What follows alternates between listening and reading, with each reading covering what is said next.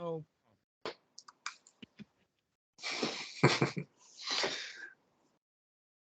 So anyway, I would like to own the video. Thank you again for that idea of writing down a list of things to avoid.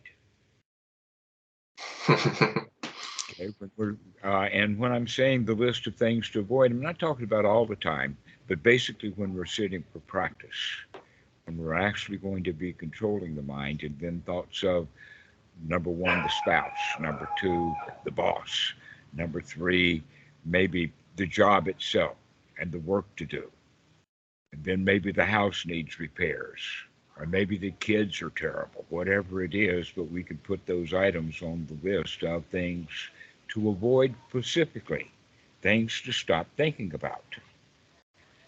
And then after we get such a list done, we don't need to write them down, but it'll begin to come to mind of, oh, I don't have to think about my family at all, because every time that I do, I'm liable to start thinking about what I'm going to do to them.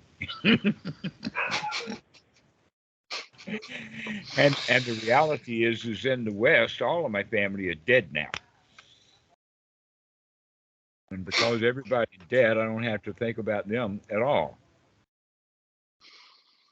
And that my life with my Thai family is quite pleasant, and so I don't give a thought about it. In fact, about the only thing that's on my to-do list is you guys, my friends. And there's generally not a lot of unwholesome thoughts with that. But this is something that I really am pleased that you came up with that idea of having a list of things to absolutely avoid, so that we be conscious of, oh, thoughts of the boss? No, thank you. Because we rarely have good thoughts about the boss. In fact, if we would start practicing having good thoughts about the boss, that would be a form of metta anyway. Yes, it would. And if we're friends with the boss, our job is more secure. If we're just an employee, then we could get fired easily.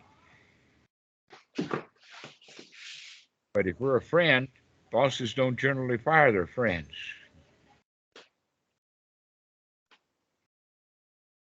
And that's the secret.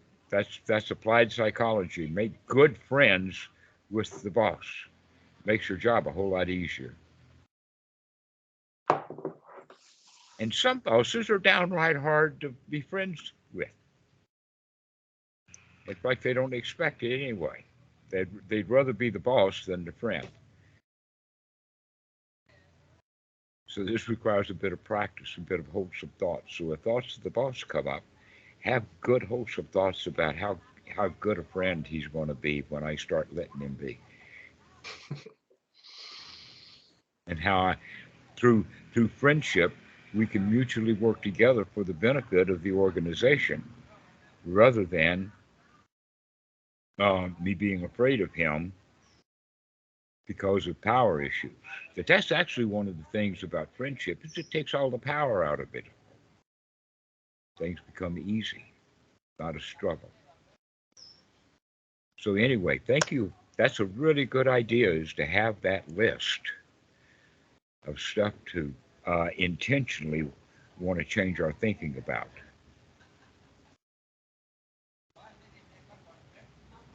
I think the top of the list would always be whatever girlfriend or boyfriend or spouse or whatever like that, because surprise enough, even though we love them very much, we care about them so much, and so we want to fix them and make them better. Yep. That's generally the task of a wife anyway, is to fix her broken husband. And it's hard for her to get out of that mentality. Yeah, I think there was a good recording about love on the Dhamma Friends channel, about like how love is such a vague word that can be defined in a lot of ways, and how most of the ways are not very wholesome at all. That's right. Most love is not wholesome. There's the funny one is the catty word. the catty way. Don't you just love her dress?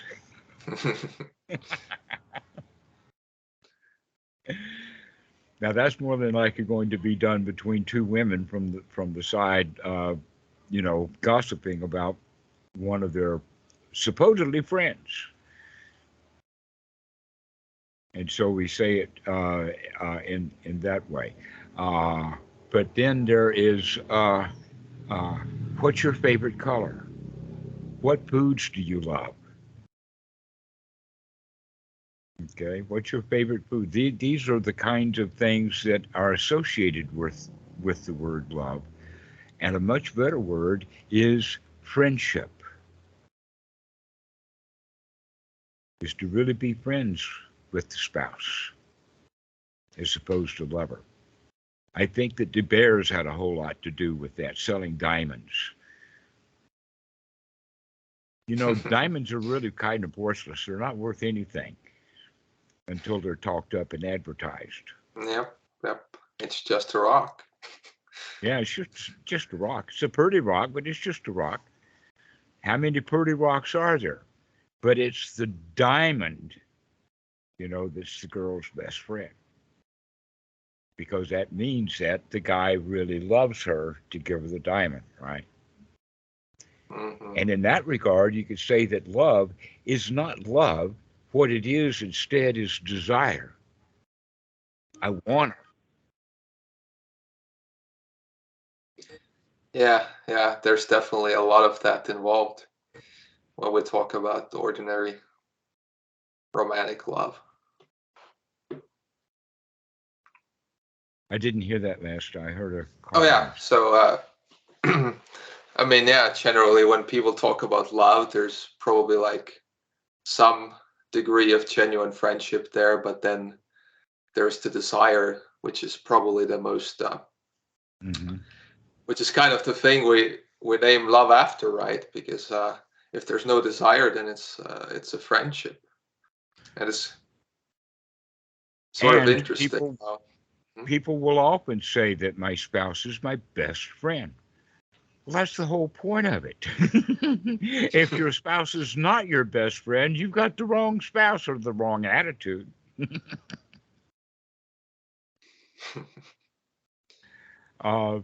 So, yeah, the word love has got a lot of different problems because we really don't know what the word means because it's used for so many different things. And so I can use the word love and you can hear it completely differently. But basically, uh, there's another example of that in the song, "Looking for Love in All the Wrong Places." Looking for love. You know that song? I think I've heard of it. Okay, Yeah. right. I'll sing it just a little bit. Looking for love in all the wrong places. Looking for love. So that's the song. Now the question is, what does the word love mean there? Right. It kind of, in this regard, it means sort of like uh, looking for love means looking for someone to love me so that I feel loved. Mm-hmm. Okay. And we think that if we feel loved, we feel satisfied. Precisely so. So actually what we're looking for then is satisfaction. And when we are satisfied, then we're not out looking for love. Do you love me? Do you love me? So in that regard now, love actually means the deficiency in the person who is well, there's another one, in love. Mm-hmm. Okay. When we're in love with something, uh, that brings on a lot of heartache because we never do get satisfied because we Mm-hmm. can't have what we really love. And we often substitute that for a person of, a person, mostly of Mm-hmm. the opposite sex, but it doesn't matter. We're looking for love for someone else to fulfill me, to fill me up. Well, that's what Anapanasati is really all about, is to make that correction. not in the sense that anapanasati is going to fill us up, but rather it's going to be an education in the joys of emptiness,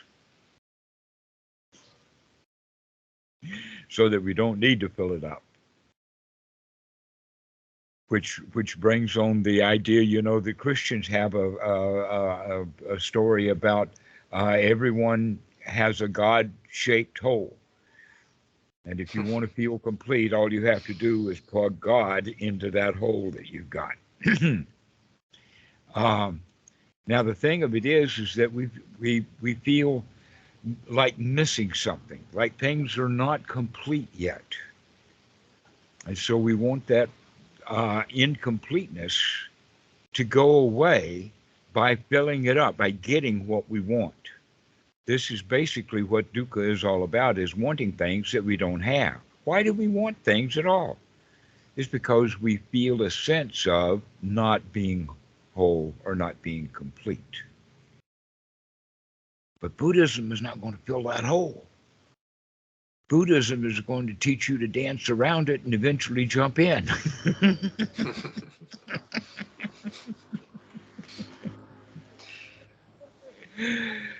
And let the emptiness be there. It's okay that we're empty. Life has no meaning. It has no purpose other than to be in that state of being alive. Being alive is the goal.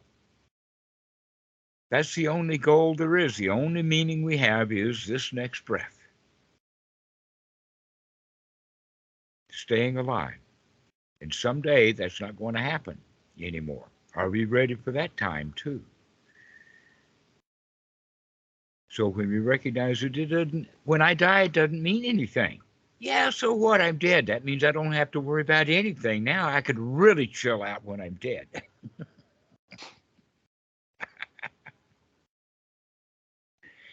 And yeah, there'll be some tears and some people crying, but that's because they don't know that I'm just nothing at all. Nothing worth clinging to. In fact, let them dance around my grave. And eventually jump in.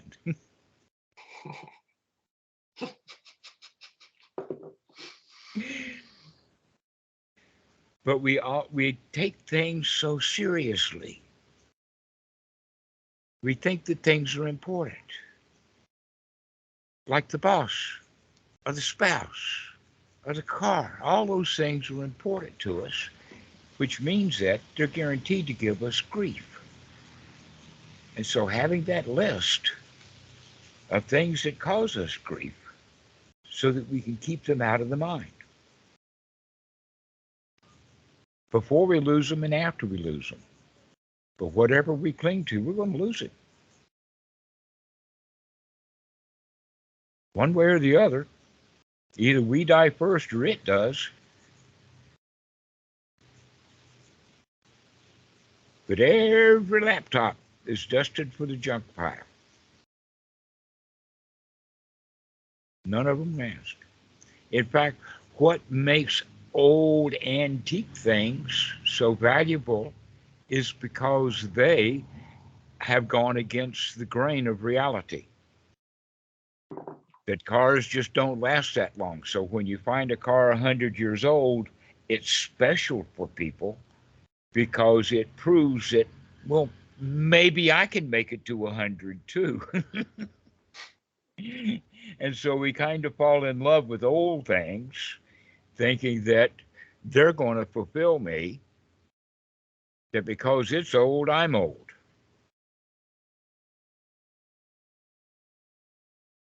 But most things don't become antiques. Most things fall apart, rot away. That's what makes antiques so special, is because maybe there was 1,000 of them in the beginning and there's only one left. That makes it special. But guess what? It will die too. Just not yet. And so whatever we cling to is going to cause suffering. So while we're practicing anapanasati, let's get each and every one of those things out of the mind. And the easy way to talk about it, I talk about it in the easy way, but you've given us, a real tool here. The easy way to talk about it is that if it's not here right now, let's throw that out of the mind. Let's get rid of the past, because right now the boss is either in the past or in the future, but he's not on the couch with you right now. And so there's no reason to think about the boss at all. He's not here.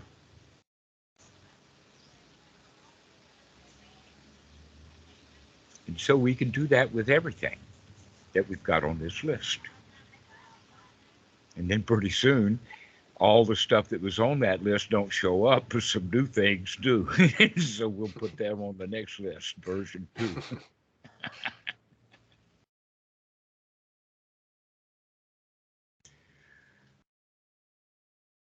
So this is a really way to practice. And by the way, I wanted to congratulate you for what you've been gaining so far. Beginning to put this stuff in perspective, I guess is the way to say it. Mm-hmm.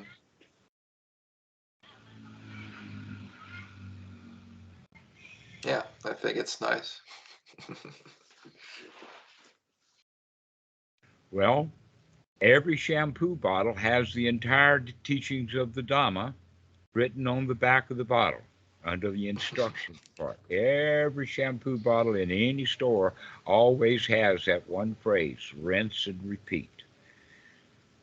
And that's what we're doing, just rinse and repeat, repeat, repeat, rinsing, rinsing, rinsing. And so that's what you're doing. And we've got now, let us say, a list of tangles that could be undone while we're rinsing things out.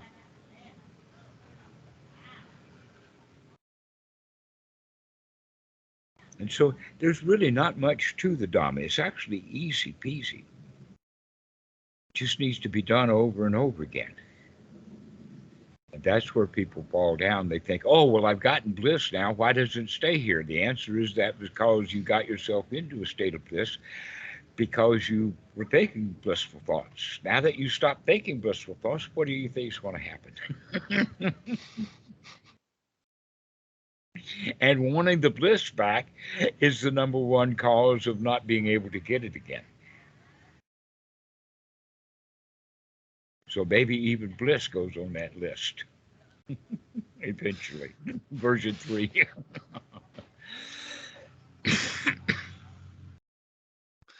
Yeah, there's definitely a tendency to like cling to good states we've attained and like focus on like how great it was to have this instead of focusing on, well, I can do it again. Do this? Yeah, I could do this.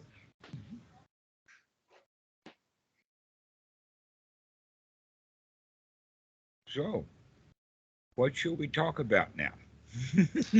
Well, one of the things I had in mind maybe is in terms of anchoring the practice. So when we talk about this, this short sits, they really help build the sati. But then there's the time in between, and Mm-hmm. I've always sort of tried to keep mindful in different ways. But I thought maybe this would be a good topic to go into a little bit more. Okay. Um,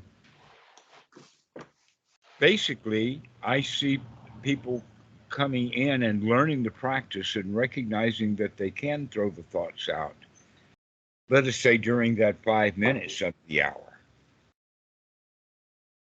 But then the thoughts of sati will come up during the other part of the hour. And when it does, oh, I'm supposed to be having happy thoughts. Why can't I have happy thoughts all the time? Right? And that this is very characteristic. Every beginner, right through the intermediate stage, will have the thought of, "Why did I come late for dinner?" And when you came, your own time. This is the time for it. Just because here you are, instead of worrying about why didn't I practice before. And this is very common. Yes. This is Yeah, what Goenka says is when the mind wanders away from the breath, never mind, start again. Because if we don't never mind, what are we going to do? We're going to fuss at ourselves for having not lost, you were supposed to watch the breath and here you're not doing it. I caught you and you're a terrible kid. We treat ourselves exactly the way that we were treated yes. when we were kids. And oftentimes we're not treated in a nurturing way when we're kids, Yeah. very So critically. mhm. Hmm. And So so it can we're build not. this. Mhm. Go ahead. Yeah, it can build this pattern where whenever we, we get a hint of sati, we're like, well, why didn't I get it before? And then we scold ourselves and we go back to sleep. And then we're like, oh no, why didn't we get it? Hmm. Let's scold ourselves some more. Maybe this time it'll work. Hmm. Maybe what we need to put on that list is self-criticism and put some specifics down. Like number 3 on the list is self-criticism. And then we have sub A, B, C, and D. How do I criticize myself? Well, when the mind wanders away from the breath, I criticize myself. When unwholesome thoughts come up, I criticize myself. Yeah, I've noticed that like sometimes when I have a lapse of mindfulness and then after that I'm like this can't happen. Like I'm way too far into the practice to be doing stupid stuff like that. And Hmm. then I get stuck on that instead of being like, never mind. Let's just focus on what's going on now. So I am getting better at that though. Yes. So So it's like that's it's what we do okay then that is to that happened. recognize Hmm. we're getting better at it and congratulate ourselves that, hey, we're getting pretty good at this. If I could catch it that time and not feel bad because I was feeling bad and start feeling good because I can see that I'm feeling bad, then that's real progress. Hey, you're making it, kid. You can do this. Another way of saying it then is to encourage ourselves. The brightening of the mind, the gladdening of the mind is like having your own cheerleader section.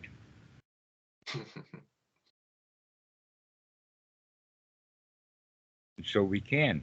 All right. So this is then in response to your question is never mind, start again. It's that simple. It's that simple. If whatever thought that was, it says, oh, you're not making progress now, or this is tough, or any of that kind of stuff, that's when we've forgotten again and we've gotten critical again. And so we have to remember that, oh, just nurture. Everything's all right, no problem. And pretty soon we come to the point of realizing, that's right. Things really are okay. I really have nothing to do. I can just sit here and enjoy life. That's a major, major realization, but it needs to happen often. That things really are okay.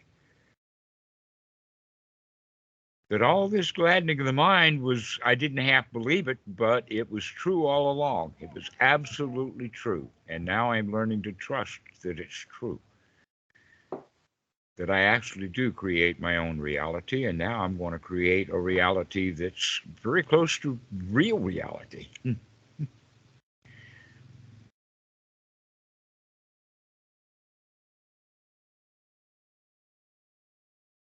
And the real reality is that things are okay. Ta ta Yeah. ta. Real reality is a lot simpler than whatever we come up with in the mind. Mm-hmm. And what we come up with is considered now daydreams.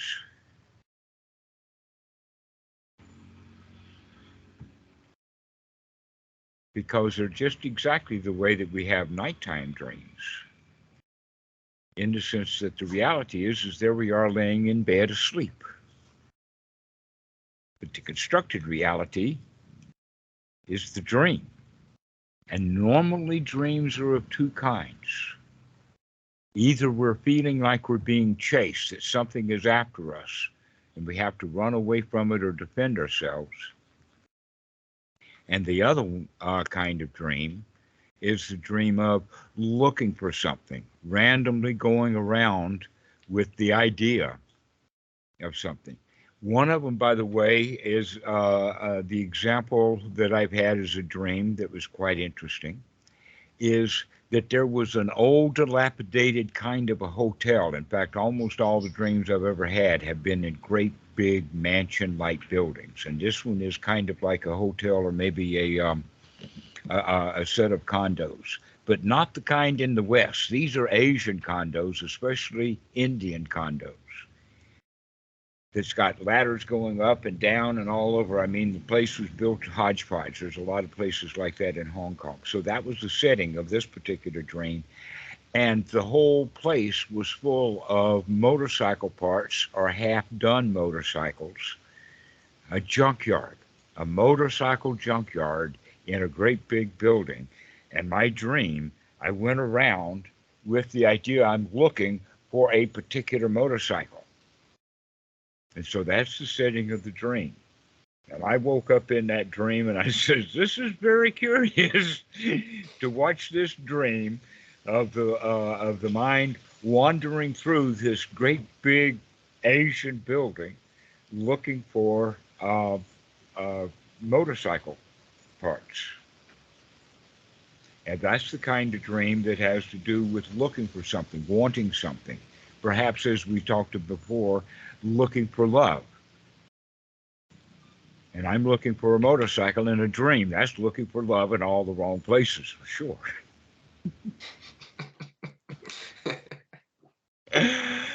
And so those are the two kind of dreams: the dream of looking for something, and the other dream is being chased. That oftentimes when people have a flying dream, the flying dream is also part of that escape. But it can be also of being in a dream of flying, looking for something. Well, guess what? Looking for something can be associated back with greed. I want. Mhm. And the other one is being chased, is that's the not liking or the being in danger. And so these are the two ways that we feel, and whole dreams will be based around one or the other of these two feelings. And so that's one of the things that you can look for when you get into a dream. You can just, let the dream go, knowing that you're in a dream and enjoying those kind of free associations that are wrapped around that theme, one of those two themes of what am I looking for, or what's chasing me, or where am I going while I'm being chased. But then, if we can do that during the daytime dreams, if we can wake up to the daytime dreams and come back to the reality, this don't do it list that we're talking about, then we can begin to do that in our nighttime dreams too. If you can wake up to your daydreams and keep waking up to the daydreams, pretty soon you'll wake up to the night dreams. A lot of people don't know that they're dreaming when they are dreaming, but you can wake up to your dreams, and eventually you don't have many dreams anymore. They subside. Why? Because you don't want anything, and you're not being chased by anything in reality. And so we stop dreaming about those things.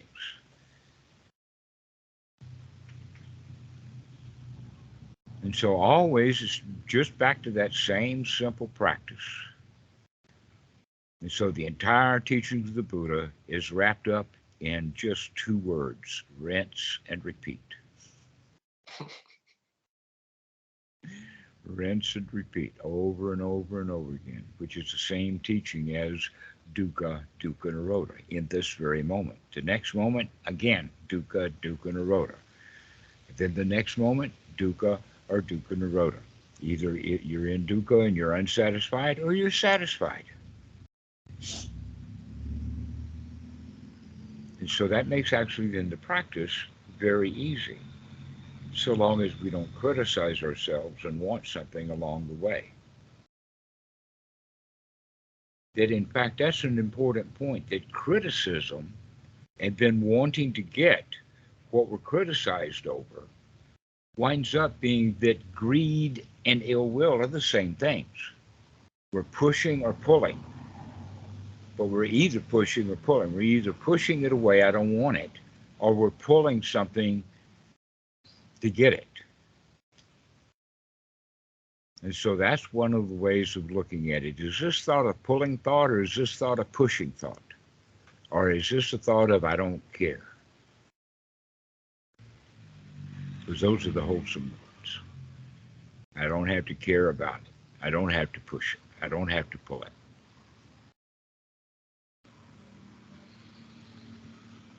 And so that's what, when we get into that state that I don't care, that's when not many dreams happen.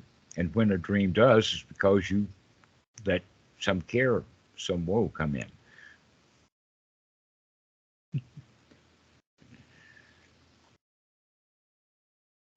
There's another issue that has to be addressed.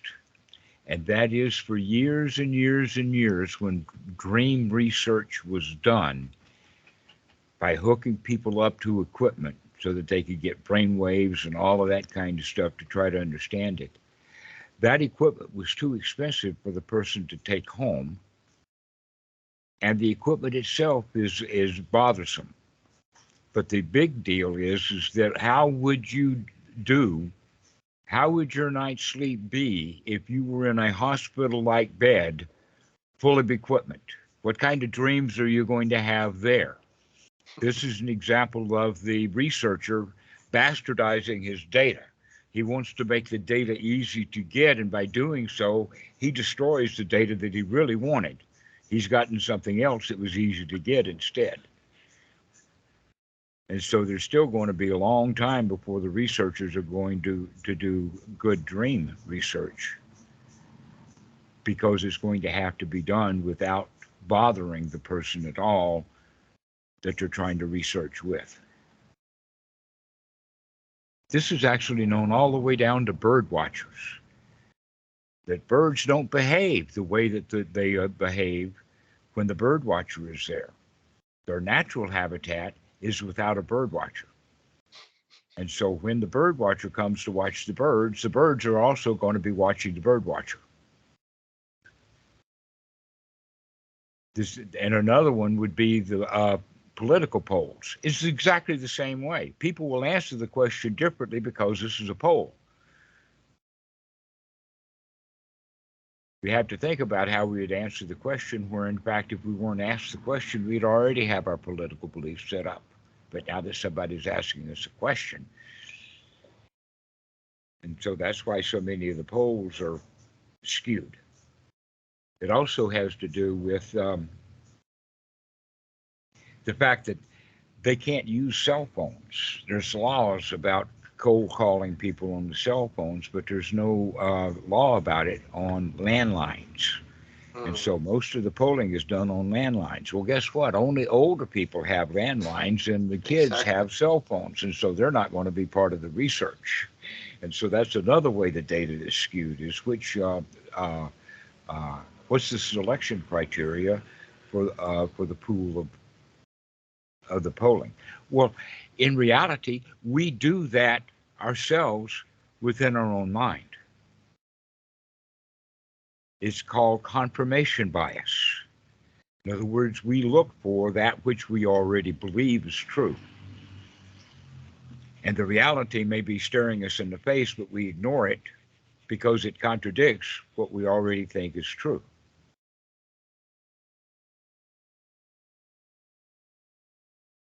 And that's how we get confirmation bias. And so when, like political parties, my political party is a good one, and that other political party is not.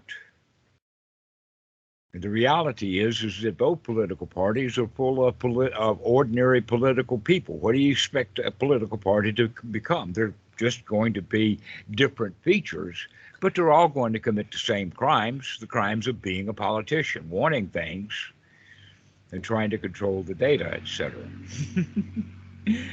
And so, since we understand that the political parties are founded in the same thing and have basically the same goals of we want our way, then it's hard for anyone to see, once they get associated with a political party, to see the other party as the same. But the reality is there's not much difference between political parties. But our confirmation bias will say, oh no, I want these things done, and this party says that these are the things they're going to do, therefore that's my party. But the confirmation bias was already in place. We chose the political party based upon confirmation bias. And so we found a party that would confirm our bias, and that's the party we joined. And then we don't ever see the other party because it's against our opinions of what things are right and what things are wrong. It's kind of the same with religion, isn't it? Like precisely anything. Like representatives of any religion will have a story of like how they will have a reason for why they think that their religion is the right one, because there's been some kind of miracles or whatever they believe in, where the reality is like with every religion people think exactly the same thing. Exactly. And it's like, well, what's going on here? So the religion then winds up being the story and the villains and the heroes. That's what a religion is. It's a story that people confirm with their bias to be true, oftentimes without any evidence at all. And that is also stronger when we pick up a religion or buy the story when we're little kids, because we're not wise enough then to see our own confirmation bias. So that confirmation bias is built up kind of by the family. The kid takes on whatever confirmation biases that the family present to him, and he takes them in without any wisdom or any investigation. And then we'll hold these confirmation biases for the rest of our lives sometimes. And generally, these confirmation biases go in two different directions. One is that I'll get what I want and be damned with what happens otherwise. And then the other confirmation bias is that, oh no, you've got to follow the rules. The rules are everything. If you don't follow the rules, something bad's going to happen to you. And so the other one, which is called the wrong view, the ordinary wrong view, is that no, I can get what I want and I'll get away with it. So this, by the way, is coming from a sutta, number 117. These confirmation biases are called, one is wrong view, I can get away with it. I'll get what I want, and I don't care if other people are hurt. And then the ordinary right view is, oh no, you got to follow the rules. We've got karma machines, and we've got spooks and ghosts and all kinds of things that are going to come after you just to help us out. But just in case, we're also going to get cops, we're going to get an army, we're going to get a priest, we're going to get teachers and all kinds of things to make you follow the rules so that you don't get what you want. And then the Buddha has the third kind of right view, but this is not a view, this is a viewing, and that is, look at what's going on. Investigate. Clean house and then do that again. Don't come to any conclusions one way or the other, because that conclusion only works for this particular moment. And pretty soon we just start receiving more and more data without coming to a conclusion. We just keep investigating, keep looking, keep investigating without coming to the conclusions. And one of the conclusions we come to is follow the rules. The other conclusion we come to is I can get away with it. I can bend those rules. And that's quite a tug of war, especially when people go from one view to the next, back and forth. This is kind of like one of the internal conflicts that we have. You have to do it. I don't have to do it. You have to do it. I don't have to do it. And that comes in ever how many different rules you have, we'll get into that conflict. And so how do we get out of that conflict? Is to see that conflict as that conflict and recognize I don't need to apply that rule right now. And I don't have to resist the rule because I'm not applying it anymore. Right now, I don't need any rules. I'm happy. I'm just sitting here comfortable with that great big hole inside that I don't have to fill. I don't have to go look for love. I don't have to get what I want because I don't want anything and get away with it.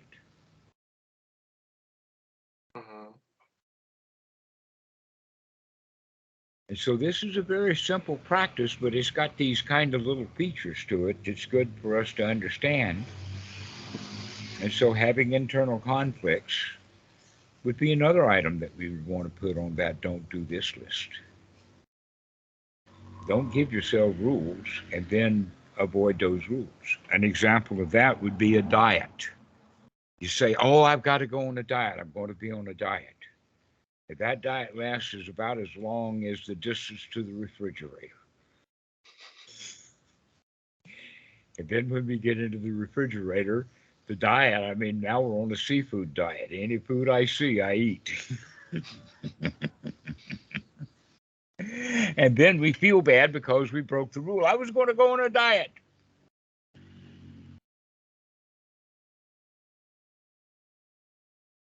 And so we could just forget those rules and say, put it this way, instead of being on a diet, why don't I just eat healthy this meal and not worry about what happens in the future, that this meal is a good, healthy meal.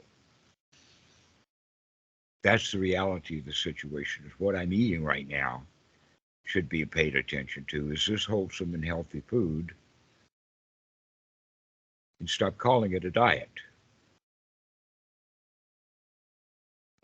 With the results of failure built in.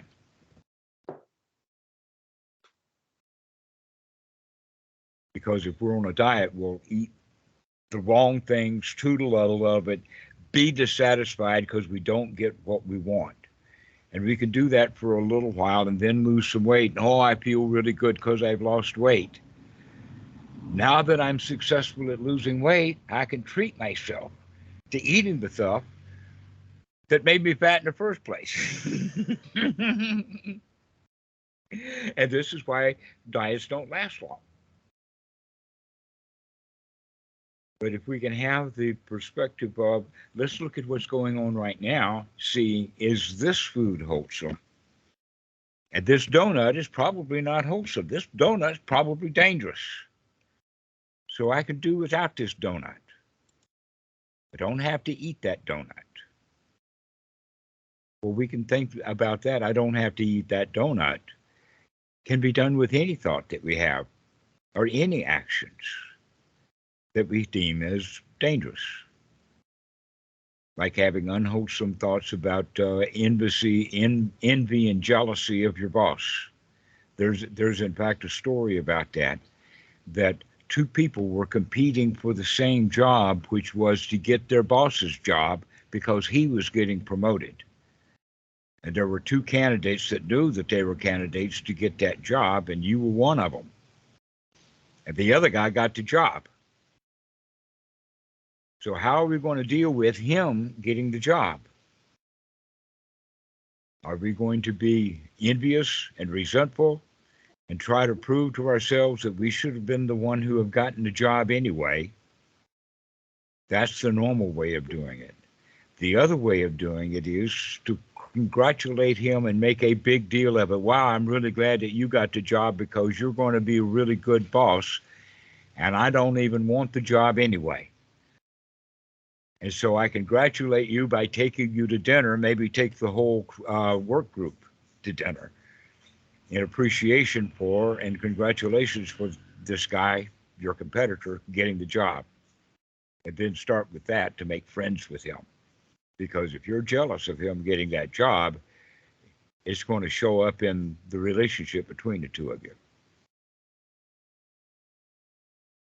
He knows that you're going to be jealous because he would have been jealous. And that's his confirmation bias. So you have to prove him wrong by inviting him to a celebration dinner. So that's the way of looking at this whole thing, because that situation there with the boss and the two guys getting the job, that can be applied to anything, that we can congratulate people rather than being jealous of them. Congratulating people for making success, that's noble. Being jealous of them is not not noble.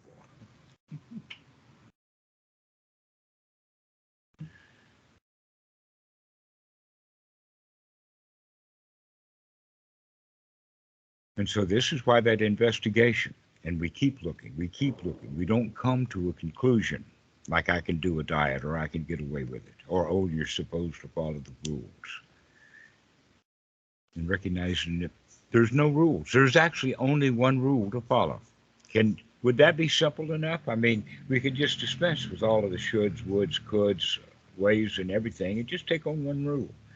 And you know what that rule is? The one we've been practicing all along anyway. It's called dukkha nirodha. When you find yourself not satisfied, change your mind, change your attitude, take the right effort to become satisfied with it. Rinse and repeat. Pardon? Rinse and repeat. Yes, yes. And so that story about the boss and jobs is very curious. It's a big heavy deal for many people, but it applies in all cases. That I become jealous because I'm dissatisfied because I didn't get what I wanted and I don't like it. And we can see that in our mind and then say, wait a minute, if I stay dissatisfied, I'm going to continue to be dissatisfied, and then the whole show is going to fall apart. My job and everything. But if I can change my mind and be satisfied with it, then things are going to work out just fine. Just be satisfied with the other guy got the job. That's all there is to it. And now that workplace is going to be easy for us.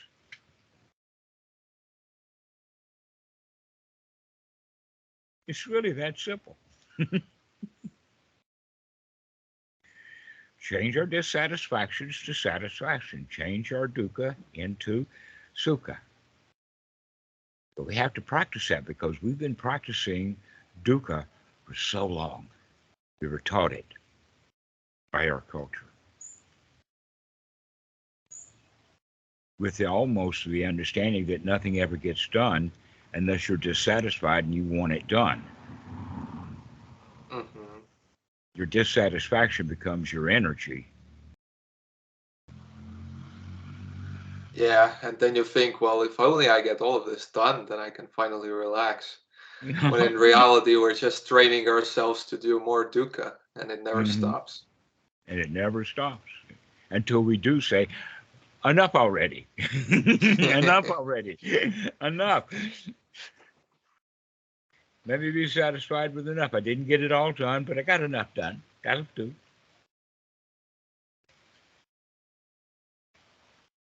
You'll never get it all done.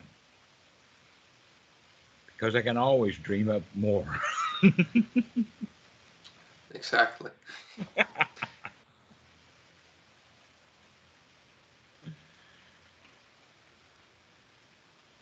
So, did that answer your question originally? You had that original question about What was my question? I don't even know. About where do we go from here? Was basically the question. Maybe it was. Mm-hmm.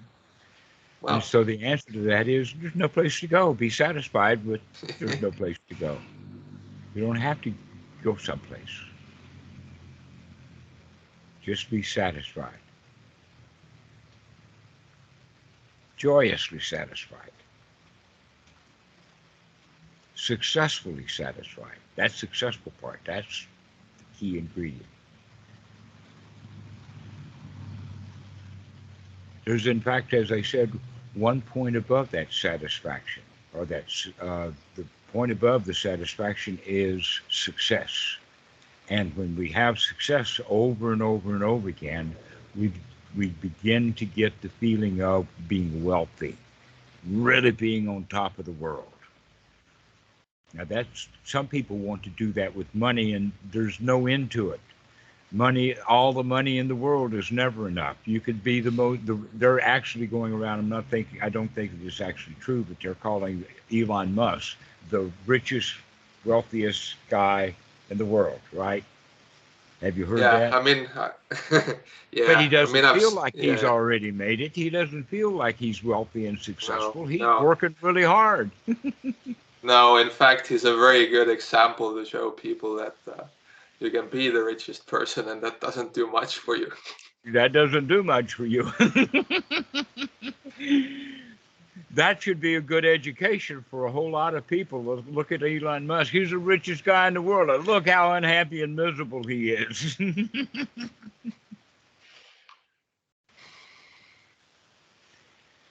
Because he wants too much. He wants to go to Mars already. I mean, he's got some pretty big plans to fail at. And I'm not saying that he won't ultimately be successful, but immediately he's not successful. And we need to feel successful immediately, not plan in years in advance and send up thousands of rockets and spend trillions of dollars and then be successful. We can be successful right now, over and over and over again, and then we feel wealthy rather than just being wealthy in the sense of having a lot of money. That in fact, there is a phrase, a word called philanthropy. Philanthropy is that once the guy has worked hard and gotten all of this money and he's come close to the end of his life and he's still dissatisfied, what does he do with his money? He starts giving it away, and now he's got a lot of pleasure. Now that he realizes his wealth can be shared and he becomes generous, he's a lot better off. Bill Gates is a whole lot better off now than he was when he was running Microsoft, because he's out there doing some good stuff, because he's gotten that sense of wealth. But it almost always either doesn't come. Most people never get this, or a few people. In fact, the ones who do get it wind up becoming famous for it. The Ford Foundation, Rockefeller Foundation, Carnegie Hall, various universities, Vanderbilt, etc. Those are the guys. Are so few of them that we make note of them, where in fact they're teaching us the wrong lesson. The real lesson is that getting that money doesn't make you happy. Giving it away makes you happy.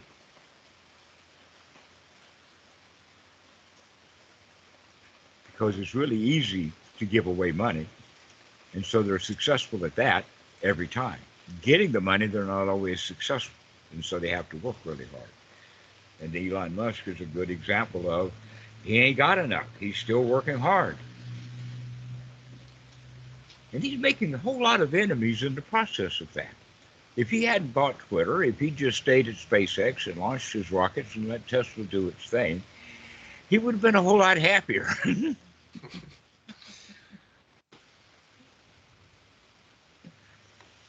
And so this is the idea then, is by doing something really small and becoming successful at it over and over and over again, that builds the confidence that we're good at that. And then a little more of it, and we feel really successful. And that becomes our new habit of success. And as we continue that habit, our destiny becomes being wealthy.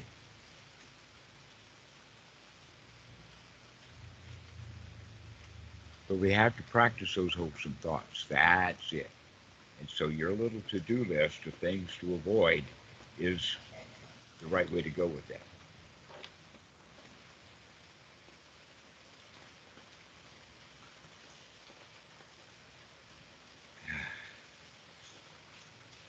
So, what do you think?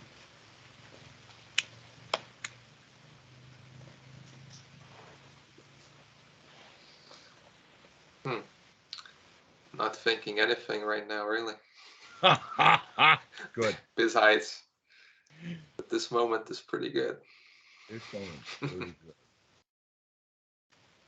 Well, that's what we've been doing for the past near an hour, is just been having wholesome thoughts, one after another. And it feels really good, doesn't it?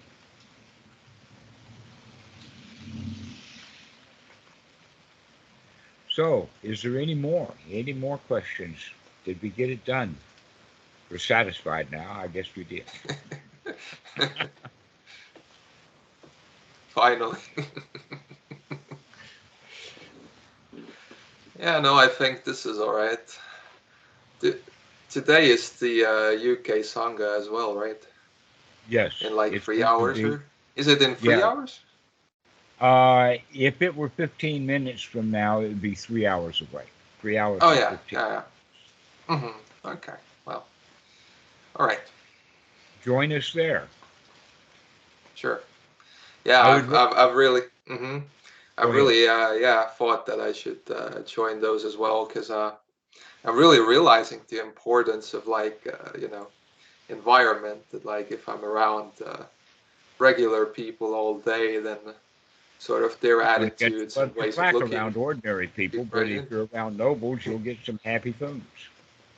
Yes, exactly. So I've been looking to do more of that. Yeah, good. All right. Well, I'll count on seeing you there in 3.5 hours, or three Mhm. 3 hours 15 minutes. That's great. So let's go ahead and finish this call, and we'll see you a little bit later. If you couldn't make the call, then I'd tell you about something. But since you're going to be on the call, you'll hear what I have to say then. So we'll see you. Thanks a lot for Yeah. calling. I really enjoyed it, and I really do appreciate you giving me that idea. That's a good idea to spread around. In fact, it's what we did with this video. So, take care. Bye. Bye bye.